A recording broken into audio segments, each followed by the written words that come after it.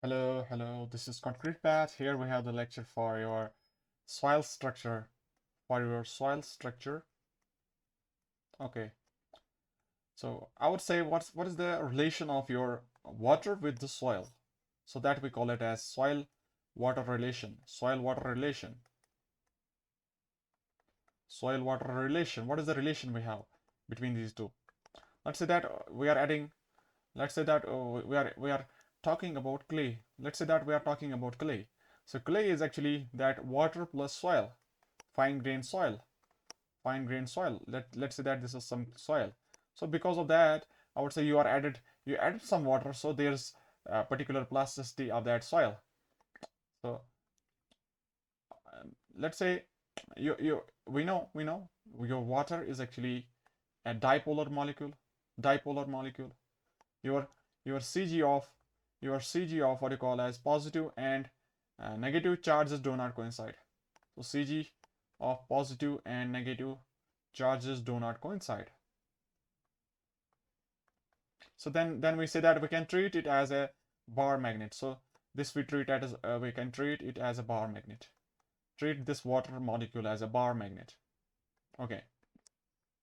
Now similarly, how if we say that your soil particle is there, if we say your soil particle is there, let's say that there is some soil particle. Let's say that there is some soil particle, and we say that your soil particle is actually a plate-like structure. A plate-like structure. The structure of the soil particle clay mineral is actually a plate-like structure. Okay, plate-like structure. And uh, if let's say that your ends of the particle are broken. Let's say that your ends of the particle are broken. This is your broken ends. This is broken end.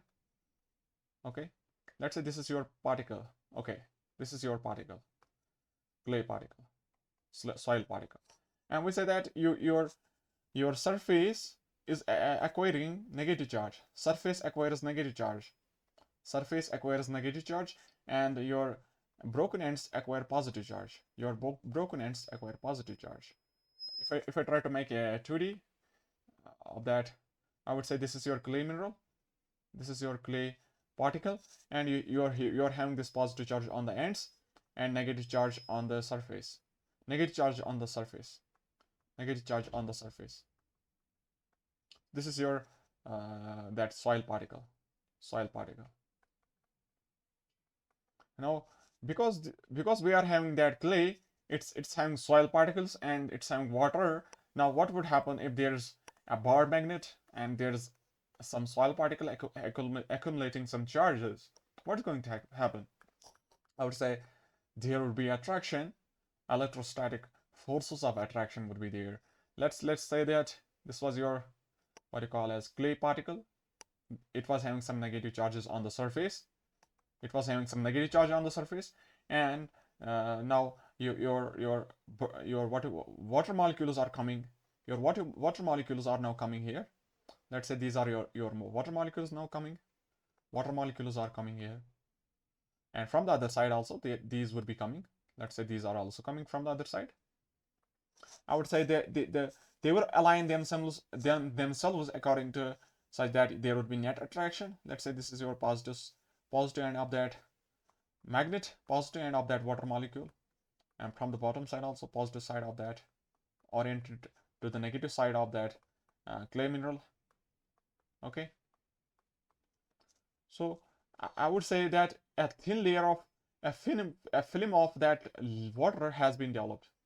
A film of water has been developed. Film of thin film of water around the surface of what you call as soil particle has got developed. So this film we call it this one as adsorbed water, adsorbed water, adsorbed water. So this is your adsorbed water. And when we perform that, water content determination, water content determination. So there we saw that your own drying method. There we say that if your temperature was up to that 105 to 110 degrees Celsius, your structural water is not lost. Structural water is not lost, not lost. But after that, your structural water is going to lost. if your temperature was greater than 110 to yeah, in this range, so your water is going to lost now. Water is going to lost. And I would say yeah, because this adsorbed water is this is we treat it as a structural water. We treat this one as a structural water because this is not getting lost, because this adsorbed water is not getting lost, not lost up to temperature that 110. So we say that this is actually a part of soil. We say that this is a part of soil. We can treat this as a part of soil, part of soil.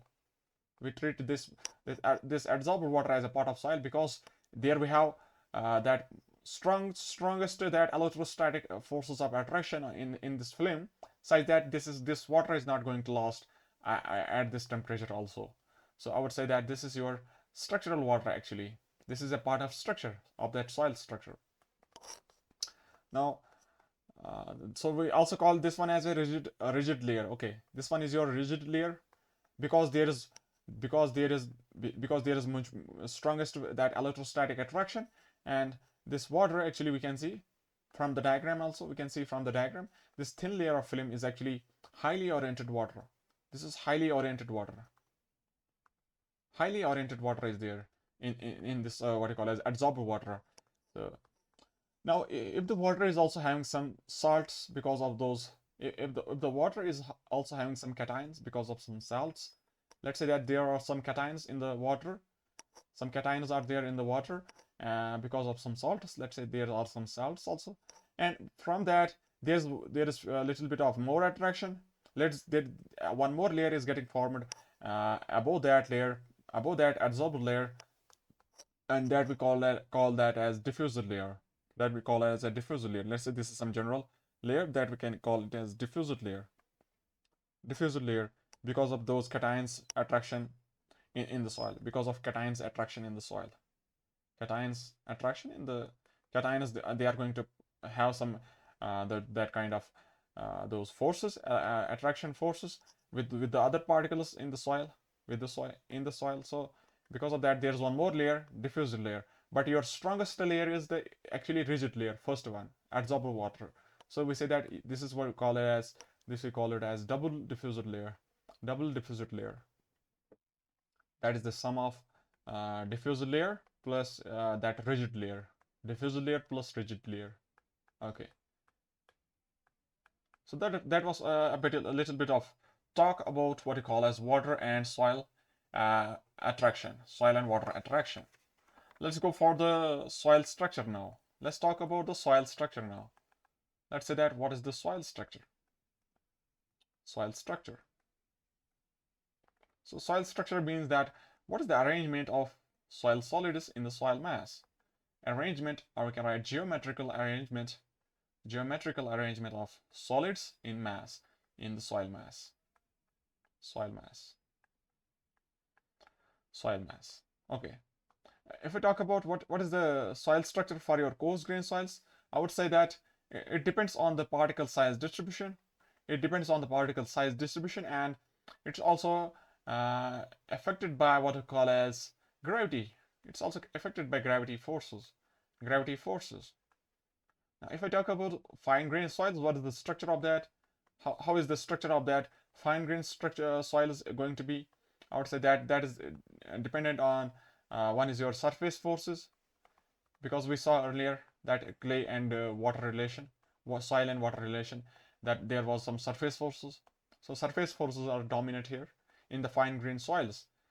Because of those, they are having high specific surface area, more surface area, and less mass or less volume. So they are plate-like structures, and they are having high amount of surface area. So because of that, there is more surface forces developed there, fine grain soils. Surface forces are there. There is what you call as clay mineral is also affecting. What is the kind of clay mineral? On that also we are going to say your fine grain structure, fine grain soils structure is going to be dependent on. Okay, let's go for the first kind of structure we can have. Let's go for the first kind of structure we can talk about. That is the single grain structure. Single grained structure. Single grain structure. So here the name suggests that if you have a container and we have few grains of what call as some soil, let's say a few grains, and I would say they are going to come closer under the action of gravity. They are going to come under closer under the action of gravity, under the action of gravity, under the action of gravity, such that finally they are going to have contact area because of gravity.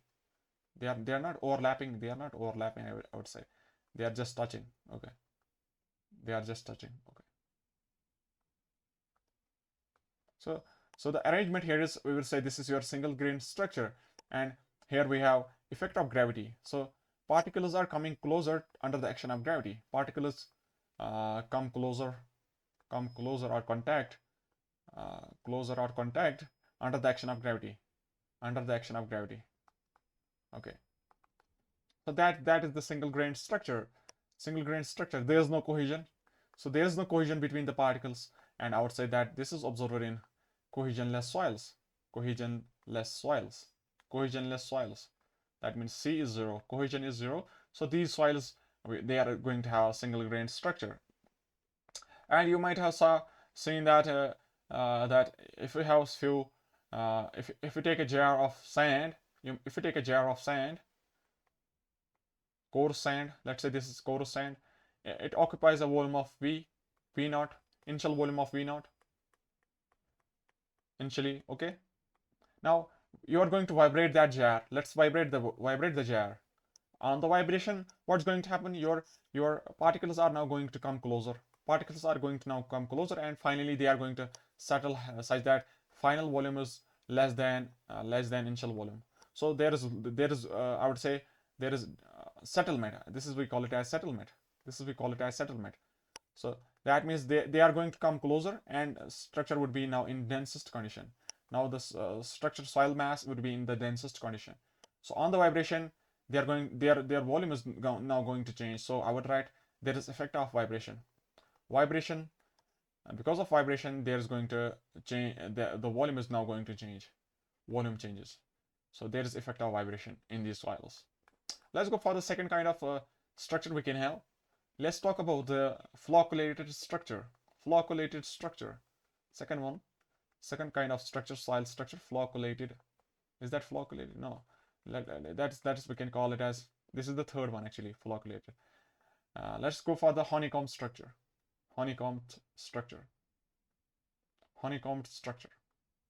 So here the name is suggesting that we are having particles in the loosest condition.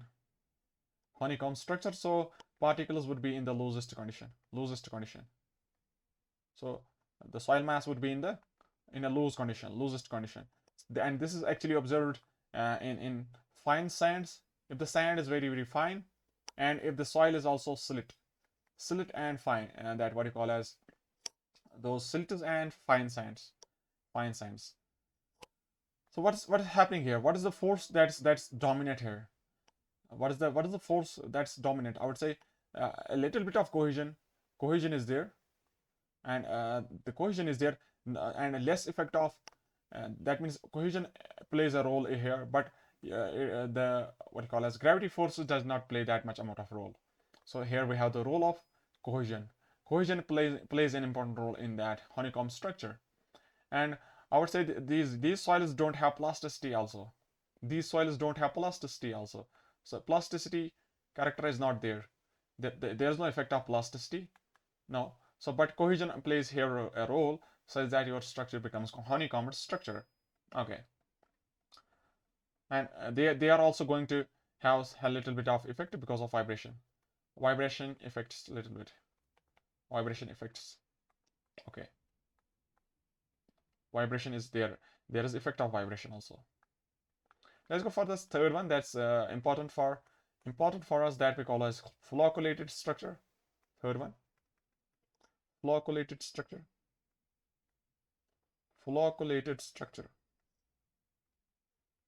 So here we have that it's observed in what you call as clays. This is observed in clays.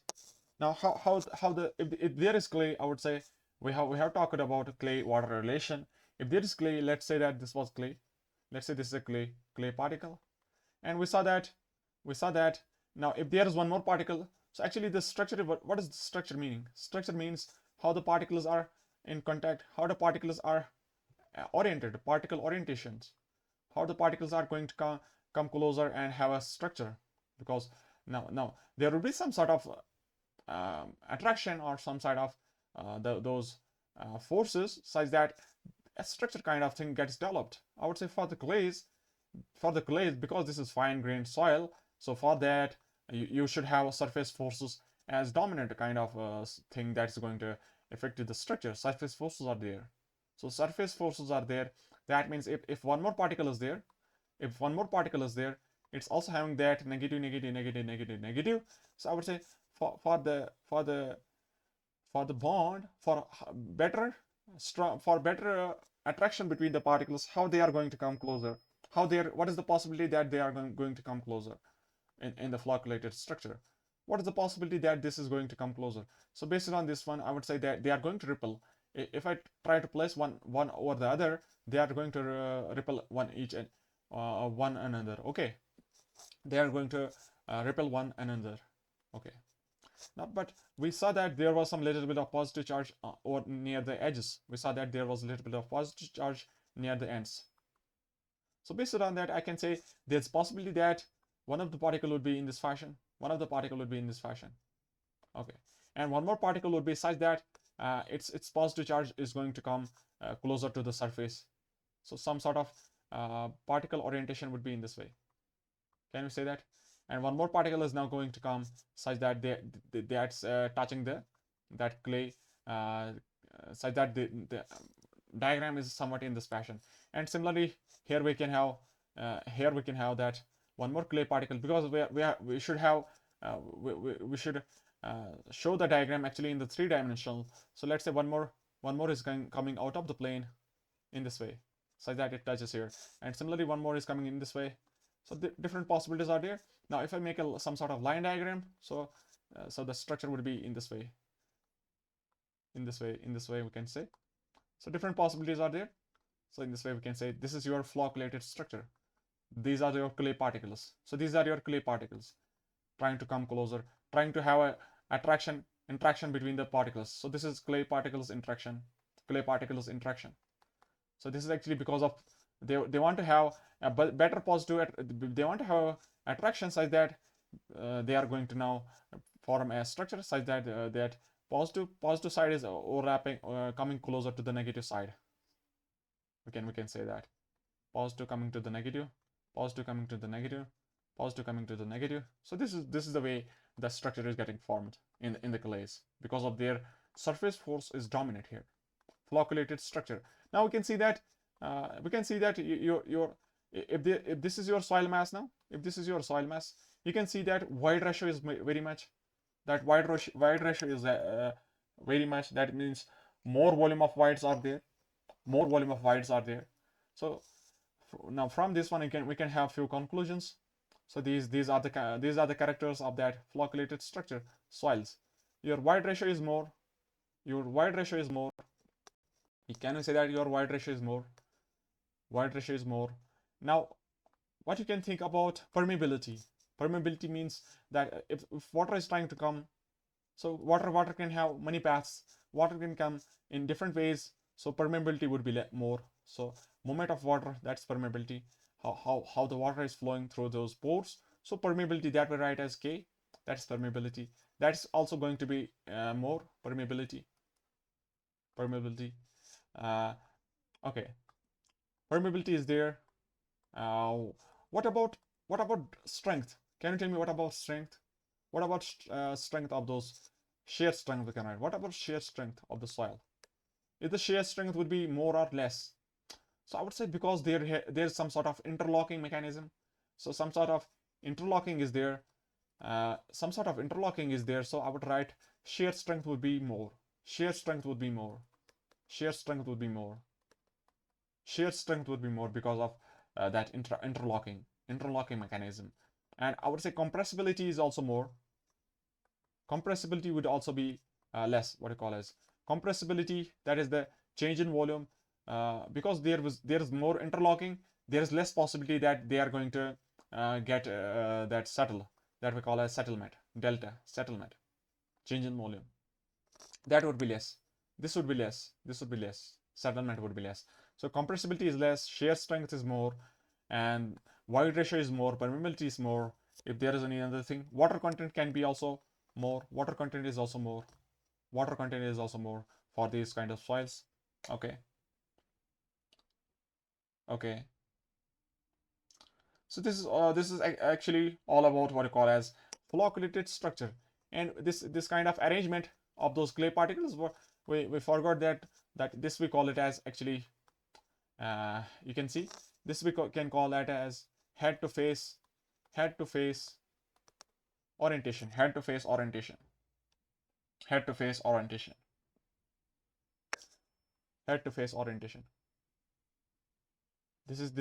This kind of arrangement. This is head to face arrangement, and sometimes there is possibility also that they might be coming closer in this way. There might be possibility that few particles are coming in this way also, face to face. Is it face to face? We call it as edge to edge, edge to edge, edge to edge. Okay. So the possibility actually is that this is your edge and this is your edge. Sometimes this we can write this is sometimes possible also. Sometimes the situation becomes that edge to edge possibility is also there, because the edge is very less, but your surface is more. That means your face is actually more. This we can write edge, and this is your face.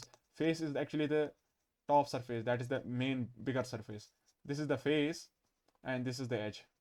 This is your edge. This is your edge.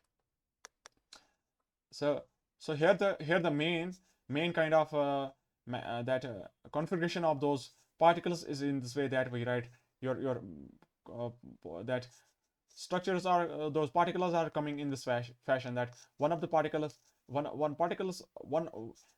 particle is having that edge. One particle's edge is coming closer to the face of the another particle, face of the another particle. This we can say this is your edge to face configuration of those particles.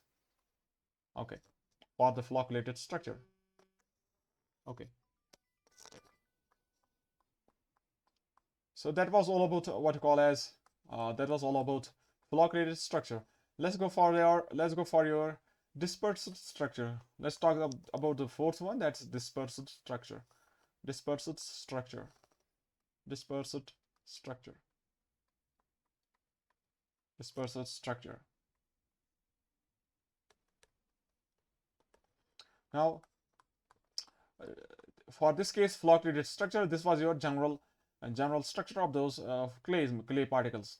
Now, if I try to remold the soil, somewhat, let's say I try to remold the soil such that your particles are coming in this way, such that particles are coming somewhat in this way, So I want to remold the soil. If I try to remold the soil, same kind of clay. If there was clay, let's say that this is also observed in clays.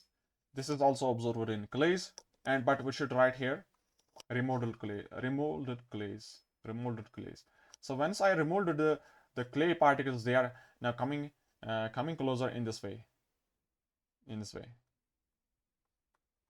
So that kind of structure we can say this is your face to face. Can we say this is your face to face? The face to face configuration of those clay particles. Face to face configuration of those clay particles. Okay, and from that we can see actually what is happening. We can see that your void ratio is now going to decrease, because there is more packing is there, more close packing is there. Void ratio is going to decrease now, but void ratio is going to decrease. But if we talk about, is there any what is the nature of the forces? What is the nature of those forces between the particles? What is the nature of the forces? I would say it's having negative. It's also having negative. Okay, there's actually repulsive forces between the particles. Can we say there is repulsive forces between the particles? Repulsive forces between the particles. Repulsive forces are there between the particles. Can we say that? And I would say if I try to slide one over another, there is a possibility that sliding is easy. Sliding of particles is easy. Sliding of particles one over another is easy. One over another, that is easy. That's easy. Can we say that? Because there is a net repulsive forces between the soil particles. They can be what you call as net, there is we can have repulsive forces between, we can have sliding of those particles. Okay.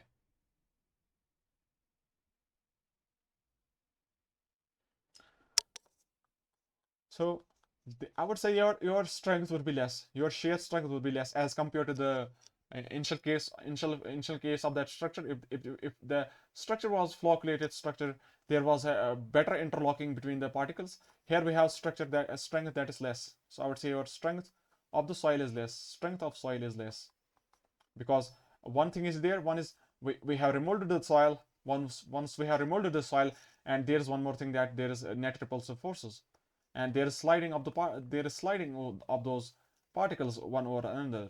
That means there is no interlocking mechanism. So no interlocking mechanism is there. No interlocking mechanism is there. So strength is less here in these soils. So void ratio is definitely less. So we should use it somewhere, that where I want a void ratio should be less. Void ratio should be less for these soils. That means I should use this property somewhere. I should use this kind of structure in somewhere. That means on that place I should have where there is demand of that void ratio should be less. So at that time I can use this concept of dispersive structure there. And similarly I can say permeability would be less. If I try to have that flow of water in vertical direction, flow of water in the vertical direction, I would say permeability in would be less. Permeability in vertical direction would be less.